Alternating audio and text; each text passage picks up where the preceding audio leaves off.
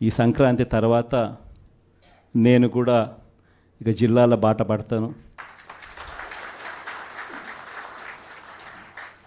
Initially ప్రతి బుధవారము గురువారము బహుశా జనవరి నెలాఖరు నుంచి మొదలు పెడతాను అనుకుంటున్నా.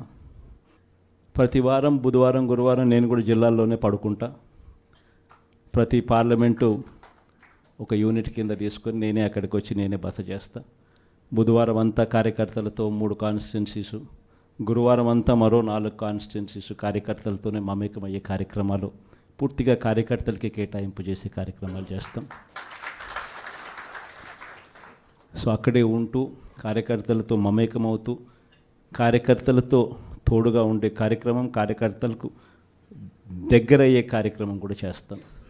దాంట్లో భాగం కూడా ప్రోగ్రాంలో పేరు కూడా కార్యకర్తలతో జగనన్న పార్టీ బలోపేతానికి దిశానిర్దేశం అనే కార్యక్రమం పేరు కూడా పెట్టి ముందుకు తీసుకొని పోతాం.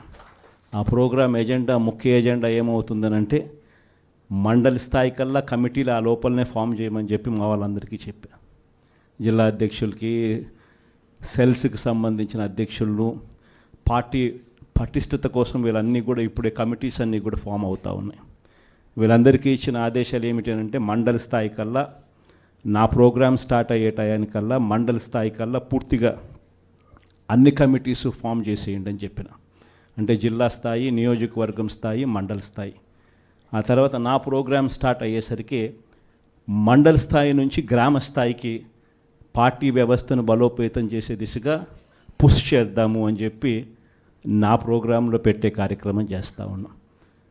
నెక్స్ట్ కార్యక్రమం ఎలా ఉండాలి అని అంటే బూత్ కమిటీస్ దగ్గర నుంచి గ్రామ కమిటీస్ దాకా నేను నా ప్రోగ్రాంలు స్టార్ట్ అవుతే పుష్ చేస్తాం. చివరికి ఏ స్థాయికి మన ప్రోగ్రాములన్నీ కూడా వెళ్ళిపోవాలనంటే, మన పార్టీ ఏ స్థాయిలోకి ఆర్గనైజ్ స్ట్రక్చర్లోకి వెళ్ళిపోవాలి అని అంటే, రేపొద్దున ప్రతి కార్యకర్త గ్రామ స్థాయి నుంచి ఎమ్మెల్యే, ఎంపీ స్థాయి దాకా కూడా ప్రతి ఒక్కరికి ఒక ఫేస్బుక్ పేజ్ ఉండాలా, ఒక ఇన్స్టాగ్రామ్ పేజ్ ఉండాలా, ఒక వాట్సాప్ ఉండాలా, యూట్యూబ్లో కూడా పోస్టింగ్ చేసేవి ఉండాలి. ఎక్కడ ఏం జరిగినా కానీ టకాన్ తీయడం, పెట్టడం, ఏం చేయాల్సిన పనుల జరుగుతూ ఉన్న అన్యాయాన్ని తీయడం, పెట్టడం. ఏ లెవెల్ ఆఫ్ రెవల్యూషన్ జరుగుతుందనంటే ఒక సంవత్సరం, ఈ నుంచి ఒక సంవత్సరం పోయిన తర్వాత గ్రామంలో చంద్రబాబు నాయుడు గారిని, తెలుగుదేశం పార్టీని క్వశ్చన్ చేస్తూ ప్రతి ఇంట్లో నుంచి వాయిస్ రావాలి.